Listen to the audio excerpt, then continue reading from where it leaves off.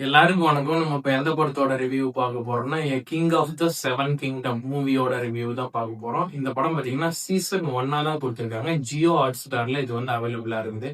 இந்த பிலிம்ல என்னடா கான்செப்ட் அப்படின்னு சொல்லி கேட்டீங்கன்னா, அந்த நாட்டுல இருக்கக்கூடிய ராஜாக்கள் வந்து அராஜகம் பண்ணி அங்க இருக்கக்கூடிய அடிமைத்தனப்படுத்துறாங்க மக்களை. அது எப்பயும் போல நடக்கிறது தான். ஆனா வந்து அதுல இருந்து ஒருத்தன் முளைச்சி வந்து அதை தட்டி கேட்டோம்னு சொல்லிட்டு ஒரு நைட்ல நடக்கக்கூடிய பிலிமா வந்து சீசன் 1 தான் கொடுத்துருக்காங்க.